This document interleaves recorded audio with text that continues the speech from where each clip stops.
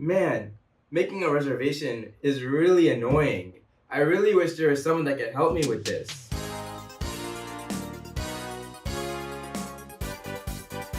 Welcome to RJ's Reservation Assistant. Would you like to book a room?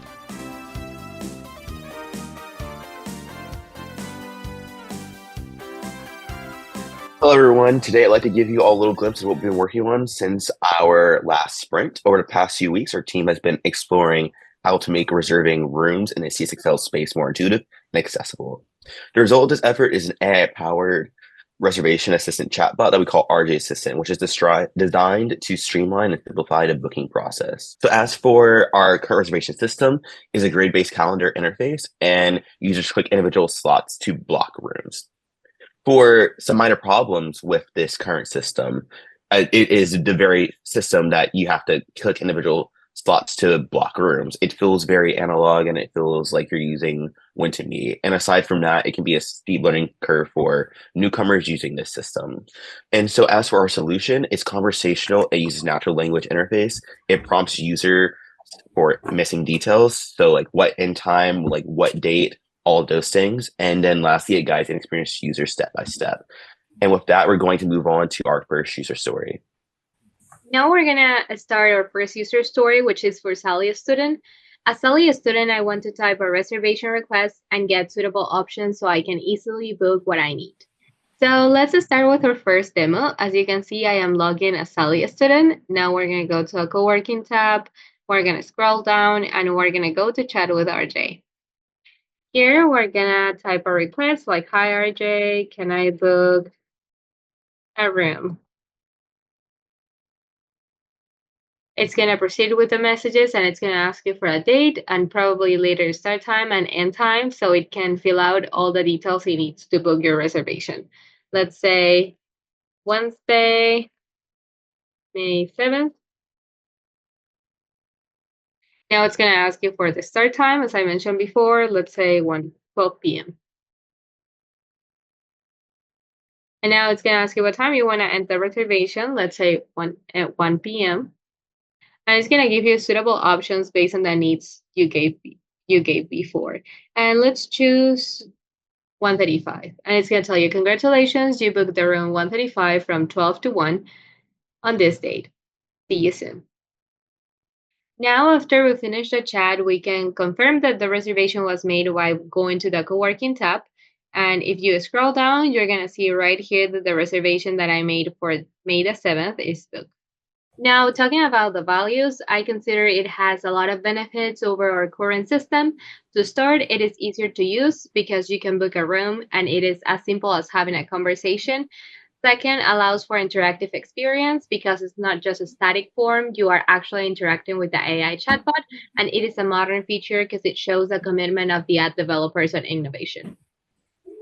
Now we're going to move into our second story. Our second story focuses on the administration side. It is, as from the root, I want to track user requests along with their category so that we can identify the most used ones and areas for improvement. To show you how our second story works, we need to log in as Rhonda root. That way, when we go to co-working and scroll to RJ, we'll see this new button, the request list. Here we can see the log of all of the requests that have been sent to the AI, and we can filter and also sort them however we want. Moving on to the value for Rhonda, we see that we can identify the most popular requests. This is helpful because we'll get to improve the features that are used more often, and also we can see which ones aren't used as often that there may be an issue with. Second, we can review real user interactions. Of course, when testing our program, we have written our own prompts thinking as if we're the user, but they might differ from what actual students are going to say to the chatbot. Lastly, we will get to track usage over time.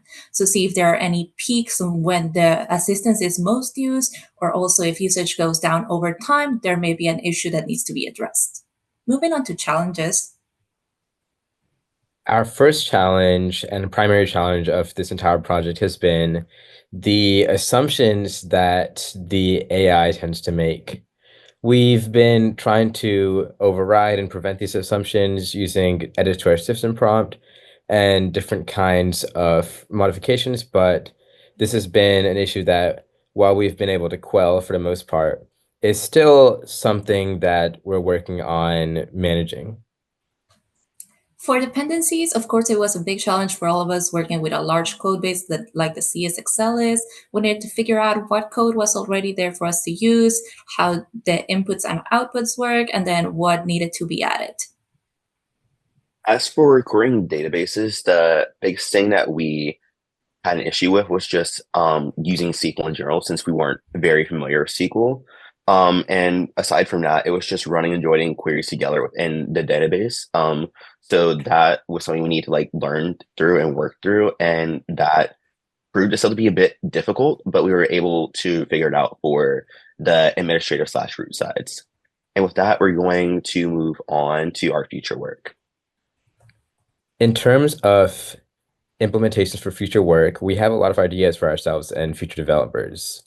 To start, our user-based functionality ideas to implement are for students to modify and cancel requests, and for root users, we want to have them able to view user feedback. In terms of UI, we haven't really been able to improve mobile UI as we've been focusing on the desktop version. And in terms of efficiency, we aim to cache previous queries and rate limit users in order to maximize efficiency and prevent ourselves from overloading the system. And with that, our presentation comes to a close. So Thank you for watching our pitch.